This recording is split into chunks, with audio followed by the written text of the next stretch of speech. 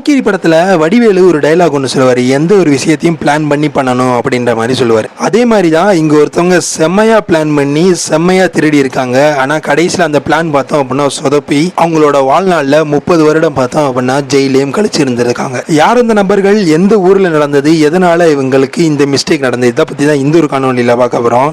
இந்த ஒரு தகவலை பத்தி தெரிஞ்சுக்கணும் அப்படின்னா நம்ம போகக்கூடிய வருஷம் என்ன அப்படின்னு பார்த்தோம்னா 1963.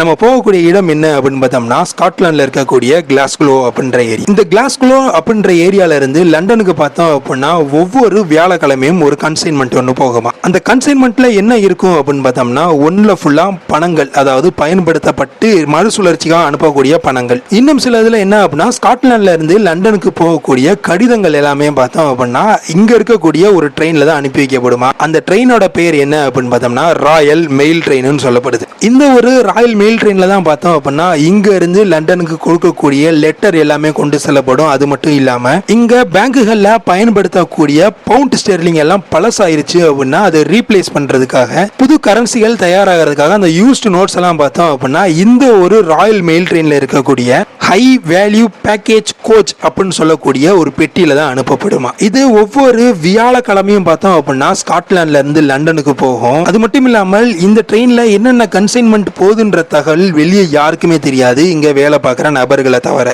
இது ரொம்பவுமே சீக்கிரட்டா வைக்கப்பட்டிருக்கு. எதனால இந்த ஒரு ராயல் மெயில் ட்ரெயின் இவ்வளவு தூரம் பயன்படுத்தப்படுது அப்படின்னா இந்த ட்ரெயினோட ஷெட்யூல் பப்ளிக்ஸ்க்கு தெரியவே தெரியாது. அது மட்டும் இல்லாம ரொம்பவுமே சேஃப் அண்ட் செக்யூரா இயங்கக்கூடியது தான் இந்த ஒரு ராயல் மெயில் ட்ரெயின். இப்படி இவ்வளவு தூரம் ரொம்ப க்ளோஸ்ட் கான்டாக்ட்ஸ்ல இருக்கக்கூடிய இந்த ஒரு ட்ரெயினை பத்திய தகவல் பார்த்தோம் அப்படின்னா ஒரு கொள்ளையடிக்கிற கூட்டத்தோட கையில கிடைச்சா என்ன ஆகும் அப்படின்னு நினைக்கிறீங்க? இப்ப அதுதான் தகவல் உள்ள வேலை பார்க்கறவங்க மட்டும் தான் தெரியும், வெளியே யாருக்குமே தெரியாதே அப்படின்னு கேட்டீங்கன்னா இங்கனக்குள்ளதான் இங்க வேலை பார்த்த ஒரு ஸ்லீப்பர் செல் பார்த்தோம் அப்படின்னா என்ன கன்சைன்மெண்ட் போகுது, எவ்வளவு ரூபா போகுது, எந்த தேதிக்கு போகுது, எத்தனை மணிக்கு போகுது அப்படின்ற தகவலை பார்த்தோம் அப்படின்னா அந்த கொள்ளை கூட்டத்துக்கு கொடுக்குறாரு.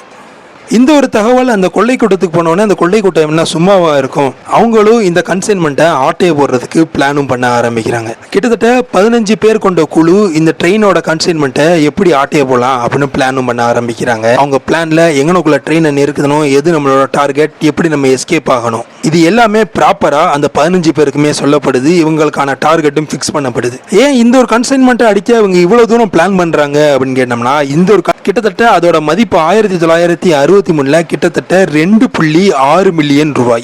நம்ம ஊர் ரூபாய்க்கு பார்த்தோம் அப்படின்னா 50 கோடிக்கு மேல போகும். அந்த ஒரு ஹெவி கன்சைன்மெண்ட்டை எப்படி அந்த ட்ரெயின்ல இருந்து லூட் பண்ணாங்க, என்ன டாக்டிக்ஸை பயன்படுத்துறாங்க, ஓடுற ட்ரெயினை எப்படி நிறுத்தாங்க, இதை பத்திலாம் நீங்க தெரிஞ்சுக்கணும் அப்படின்னா இதை பத்தி நம்ம ஃபுல் வீடியோ போட்டிருக்கோம். அந்த வீடியோக்கான லிங்கை கீழே இருக்க டிஸ்கிரிப்ஷன் பாக்ஸ்ல கொடுக்குறேன், அதையும் செக் பண்ணி பாருங்க.